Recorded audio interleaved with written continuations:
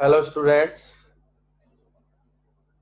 आज हम पढ़ेंगे क्लास 11th का second lesson. We are not afraid to die if we can all be together. जैसा कि लेसन के नाम से ही पता चलता है कि हम मौत से भी नहीं डरते जब हम मिलजुल करके एक साथ हों और एक साथ सहभागिता से किसी कार्य को करें या एक साथ इकट्ठे हों, तो मौत भी हमें नहीं हरा सकती।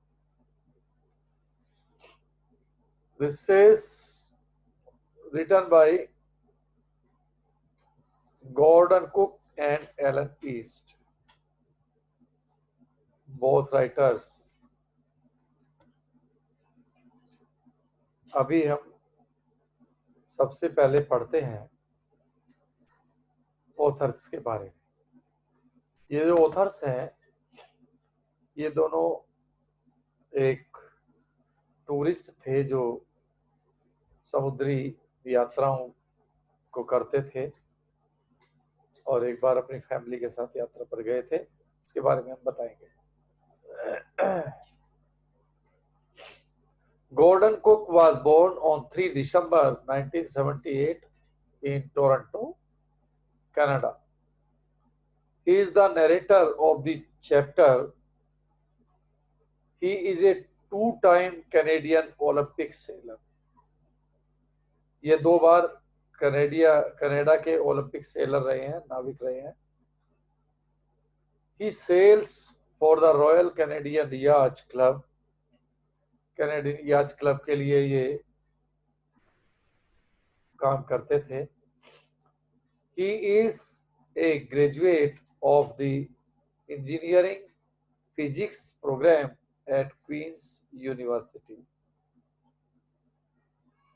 Alan East was born on 18 November 1923 in East Derry, New Hampshire. He worked as litigator, manager, and legal trainer. He is a co-founder of a multi-academy trust, Central Academies Trust, which has as its aim improving standards in secondary education. ये इनका एक छोटा सा परिचय था। दोनों writers एक बहुत बड़े नाविक थे और ये जो एक यात्रा पर गए थे उसकी स्टोरी के बारे में इन्होंने लिखा। ये इनकी ऑटोबायोग्राफी है। About the lesson. The lesson, we are not afraid to die if we can all be together, depicts a realistic experience by the narrator Gordon Cook in his own life during a voyage with his wife, son, daughter, and 2 crewmen. They fought a war with water in the sea for their survival. The waves were gigantic, but with extreme courage, confidence, and willpower, they all saved their life and created a history of valor. ये कहानी है। कहानी क्या, वास्तविक एक सच्ची घटना है। गॉर्डन को अपनी फैमिली के साथ 2 क्रूमैन भी उनके साथ में थे, उनका बेटा और बेटी थे, साथ में एक समुद्री यात्रा पर गए थे। और वो यात्रा जो कैप्टन कुक ने एक बार की थी और उस यात्रा पर ही ये दूसरी बार उसको दोहरा रहे थे, उस यात्रा पर जा रहे थे। ये एक ऐतिहासिक घटना है जो उनके जीवन में घटी और वो उन्होंने यहाँ पर ये लेसन के रूप में बताया है। In July 1976, my wife Mary, son Jonathan 6, daughter Suzanne 7, and I set sail from Plymouth, England, to duplicate the round the world was made 200 years earlier by Captain James Cook. For the longest time, Mary and I, a 37-year-old businessman, had dreamed of sailing in the wake of the famous explorer, and for the past 16 years, we had spent all our leisure time honing our seafaring skills in British waters. जुलाई 1976 की ये घटना है। मैं, मेरी पत्नी, मेरा बेटा Jonathan जो 6 साल का था, मेरी बेटी सुजान जो 7 इयर्स ओल्ड थी, हम तीनों ने अपनी समुद्री यात्रा शुरू की जो प्लाईमाउथ इंग्लैंड से शुरू हुई थी। और ये यात्रा राउंड द वर्ल्ड, पूरे संसार का एक भ्रमण था। पूरे संसार की यात्रा करनी थी समुद्री रास्ते से, जो कि 200 साल पहले कैप्टन जेम्स कुक के द्वारा की गई थी। उसी यात्रा को हमारा दोहराने का प्रयास था। For the longest time Mary and I, 70 years old businessman, मैं जो कि एक 37 वर्षीय एक बिजनेसमैन व्यवसाय व्यक्ति था, और मेरी पत्नी, हमारा एक सपना था, हमने एक सपना देखा था कि कभी हम विश्व भ्रमण पर या इस तरह से एक समुद्री यात्रा पर जाएंगे। And for the past 16 years, we had spent all our leisure time honing our seafaring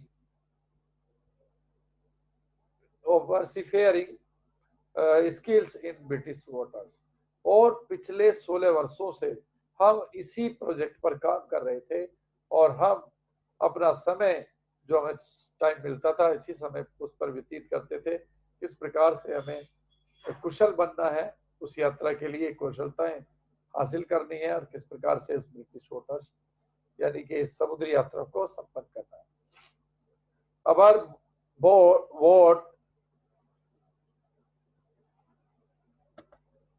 Wave Walker, a 23-meter, 30-ton wooden hull beauty, had been professionally built, and we had spent months fitting it out and testing it in the roughest weather we could find.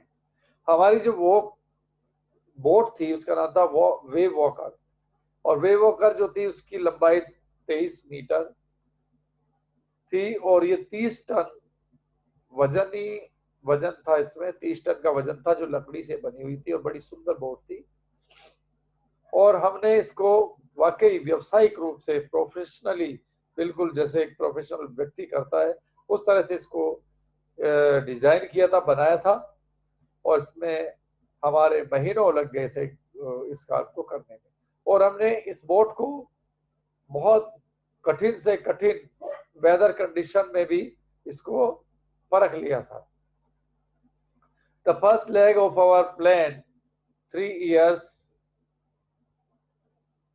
1,05,000 kilometer journey passed pleasantly as we sailed down the west coast of Africa to Cape Town. और यहाँ पर जो हमारा जो इस यात्रा का पहला चरण था वो 1,05,000 किलोमीटर, प्लान 3 years, हमने the first leg of our plan 3 years, ये हमने क्या किया, 3 वर्षों तक इसका प्लान किया था। जो हमारी यात्रा थी 1,05,000 किलोमीटर की जर्नी, उस जर्नी में हमने passed pleasantly as we sail down the west coast of Africa to Cape Town, और अफ्रीका से केप टाउन तक का सफर हमने तय किया। There before heading east we took on 2 crewmen, American Larry Wiesel and Swiss Herb Sizzler, और हमने अपने साथ में 2 क्रूमैन भी लिए नाव पर, जो बोट पर काम करने वाले लोग हमारे साथी थे, सहकर्मी थे, जिसमें एक अमेरिकन थे लैरी विजिल और दूसरे थे Swiss Herb Seigler, to help us take one of the world's roughest seas, the southern Indian Ocean, जो हमारे दक्षिण हिंद महासागर और बाकी जो बड़े समुद्र थे उनमें जो कठिन परिस्थितियों में हमारा साथ देने के लिए तत्पर थे। ऐसे हमने अपने दोस्तों को चुना, इन दोनों क्रूमैन्स को चुना।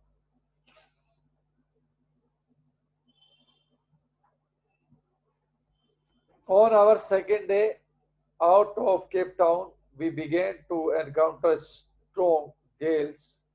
For the next few weeks, they blew continuously. Gales did not worry me, but the size of the waves was alarming, up to 15 meters as high as our main mast.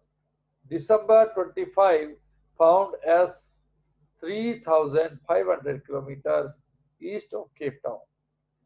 Despite atrocious weather, we had a wonderful holiday, complete with the Christmas tree. New Year's Day saw no improvement in the weather, but we reasoned that it had to change soon, and it did change for the worse. हाँ, इसमें एक बात मैं और आपको बताना चाहूंगा बीच में, जो आपको वर्ड मीनिंग्स बीच में दिए गए हैं, इन वर्ड मीनिंग्स को आप अपनी नोटबुक में नोट कर लेना। गेल्स, वेरी स्ट्रॉन्ग विंड्स, तेज आंधी चलना। अलार्म यानी के चेतावनी देना। अलार्मिंग, भयानक, फ्राइटनिंग। एट्रोसियस, एक्सट्रीमली बैड, बहुत बुरी। यानी के केप टाउन से दूसरे दिन जब उनका सफर शुरू हुआ तो वहां जो राइटर है उनको बहुत तेज आंधी का सामना करना पड़ा और अगले कुछ हफ्तों तक उनके उस सफर में वो तेज आंधी चलती रही। बहुत आंधी बहुत भयंकर थी, भयानक थी, तेज हवा चल रही थी, तूफान था। राइटर कहता है कि उसको चिंता ये नहीं थी कि आंधी तेज है, परंतु उसको चिंता इस बात की थी कि लहरों का जो आकार था, जो वेव्स थी समुद्र में, वो भयंकर थी।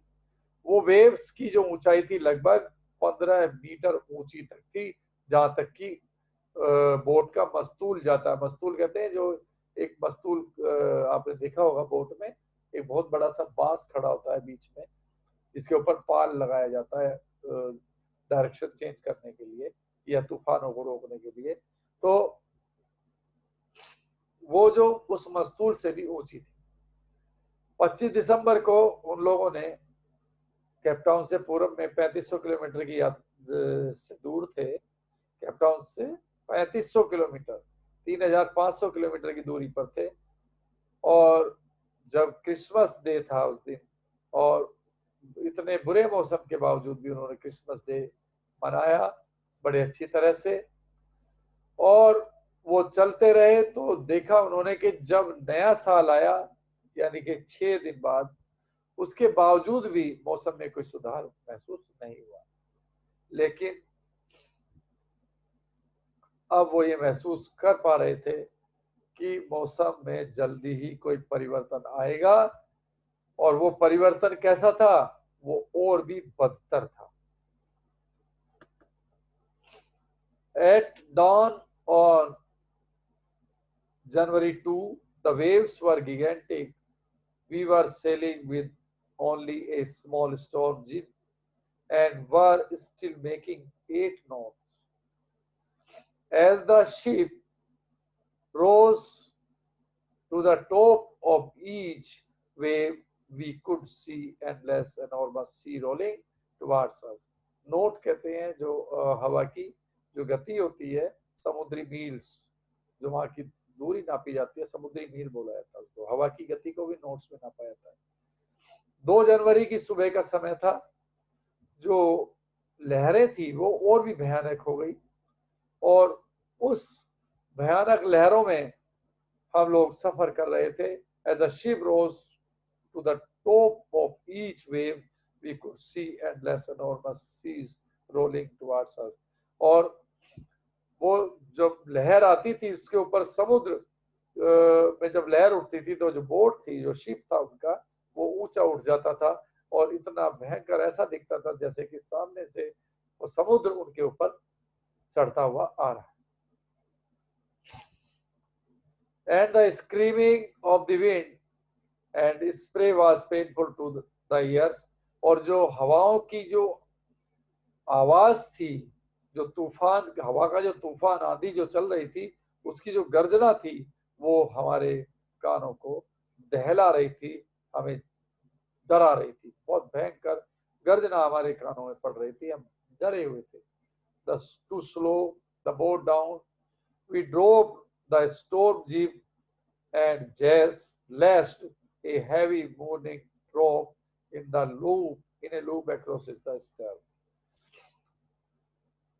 और हमने जो मस्तूल, जो पाल बांधा हुआ था, उस पाल को भी गिरा दिया, तो हवा को, तूफान को रोकने के लिए जो बांधा जाता है। Then we double lashed everything, went through our life raft drill, attached lifelines, donned oil skins and life jackets and waiting.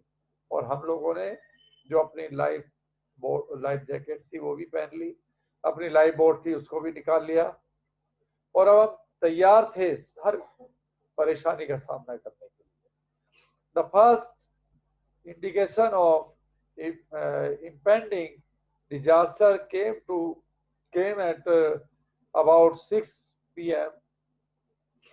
with an ominous silence, और लगभग 6 बजे शाम को एक ऐसी चेतावनी महसूस हो रही थी कि जैसे डिजास्टर, बहुत भयंकर कोई डिजास्टर आने वाला है, क्योंकि बिल्कुल समुद्र शांत हो चुका था। और कहते हैं कि समुद्र की शांति बताती है कि बहुत भयंकर तूफान आने वाला है। The wind drop and the sky immediately grew dark, then came a growing roar and an enormous cloud toward aft of the ship, और अचानक आसमान में अंधेरा छाने लगा और बहुत भयंकर एक बादल सा हमारी तरफ बढ़ने लगा, सब हमारे शिप की तरफ आने लगा। With horror I realised that it was not a cloud but a wave, like no longer no like no other I had ever seen. और मैं, राइटर कहता है कि वह तुरंत समझ गए कि ये कोई बादल नहीं है, बल्कि क्या है, एक बहुत बड़ी लहर है जो हमारी तरफ बढ़ रही है बादल की तरह। बहुत बड़ी लहर थी, बहुत ऊंचा तूफान समुद्र में उठा हुआ था। इट अपियर, और मैंने ऐसा तूफान कभी समुद्र में नहीं देखा था। It appeared perfectly vertical and almost twice the height of the other waves. और ये वाकई देखने में ऐसा प्रतीत होता था कि जो कितनी अधिक से अधिक ऊंची जो लहरें होती है उससे भी 2 गुना से भी ज्यादा ऊंचा था। With a frightful breaking crash, और ये बहुत ही डरावना मंजर था जो मेरी आंखों के सामने था। और इस डरावने एहसास में हम लोग उस सफर को कर रहे थे। Next passage. The roar increased to a thunder as the star moved up the face of the wave, and for a moment I thought we might ride over it. But when a tremendous explosion shook the deck, a torrent of green and white water broke over the ship. My head smashed into the wheel, and I was aware of lying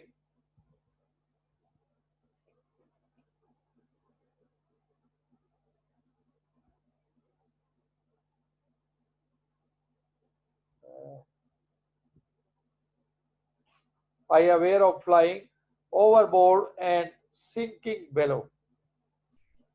The waves, I accepted my approaching death, and as I was losing consciousness, I felt quite peaceful. Writer कहता है कि उस समय जो ये तूफान चला आ रहा था, जो एक प्रचंड धारा थी, वो हमारी ओर बढ़ी चली आ रही थी। जैसे ही जहाज का पिछला भाग लहर के ऊपर की ओर चढ़ा और शोर, भयंकर शोर हुआ, गर्जना हुई, और गर्जना होने के साथ ही मुझे लगा कि अब हम उस लहर पर सवार हो जाएंगे, जो लहर अभी हमारे जहाज के नीचे से उठी है। इसके ऊपर हमारा जहाज एकदम ऊपर उठ गया था, परंतु तभी एक बड़े विस्फोट के साथ जहाज के डेक को हिला दिया और हरे और सफेद पानी की प्रचंड धारा जो है जहाज पर टूट पड़ी। जो समुद्र का पानी था वो जहाज के ऊपर टूट पड़ा, और राइटर का जो सिर था वो किसी चीज से, यानी कि जो जहाज को कंट्रोल करने वाला एक व्हील होता है, उस व्हील से टकराया और उसे लगा कि वह अब राइटर जो है वो ऊपर उड़ रहा है, aware of flying over crowd, तो वो ओवरबोर्ड, सॉरी, तो ऊपर उड़ रहा है और अब वो निश्चेतन हो गया था। I accept my approaching death, और राइटर कहता है कि अब मुझे ऐसा एहसास होने लगा था, आई एक्सेप्टेड, मैंने महसूस कर लिया था, स्वीकार कर लिया था कि अब मेरी मौत आने वाली है। And as I was losing consciousness, और मैं बिल्कुल निश्चेतन हो गया था, मुझे कोई फिक्र नहीं थी और ना मुझे कोई जहाज के डूबने का डर था, यानी कि चेतना ही मेरी समाप्त हो चुकी थी। आई फेल्ट क्वाइट पीसफुल, और मैं बिल्कुल शांति महसूस कर रहा था,